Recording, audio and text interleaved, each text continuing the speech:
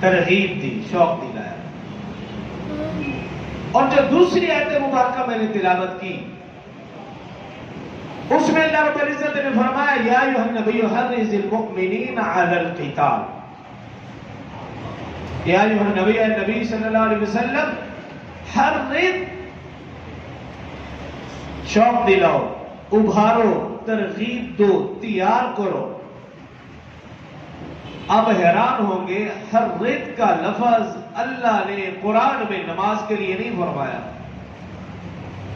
زکوٰۃ کے لیے نہیں فرمایا، روزے کے لیے نہیں فرمایا، حج کے لیے نہیں فرمایا کہ اے نبی ان کو نماز کے لیے ابھارو، شوق دلاؤ، تیار کرو، نہیں کہا۔ حدیث میں بھی نہیں ہے، روزے کے لیے بھی نہیں ہے۔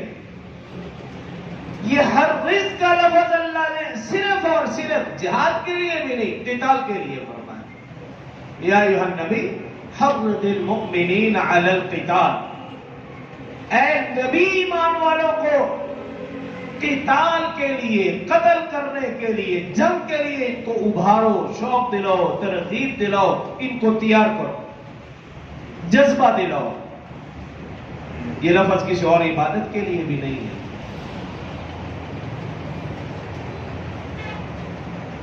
اور پھر جو پہلی آیت مبارکہ پڑھی ہے کتب علیکم القتال، آگے اللہ نے کیا فرمایا کہ تم پر قتال فرض تو ہے، وَهُوَ كُرْهٌ لَكُمْ، اگرچہ وہ تمہیں ناپسند لگے۔ جان ہتھیلی پر رکھنا کوئی آسان کام، اس لیے اللہ نے پہلے ہی کہا ہے فرض، اگرچہ وہ تمہیں ناپسند لگے لیکن ہے فرض۔ اور آگے جو بات ارشاد فرمائی وَعَسَىٰ أَن تَكْرَهُوا شَيْئًا وَهُوَ خَيْرٌ لَكُمْ، ہو سکتا ہے جو چیز تمہیں ناپسند ہو، ناگوار ہو، مشقت میں ڈالتی ہو، اللہ نے اس میں تمہارے لیے بہتری رکھی ہو۔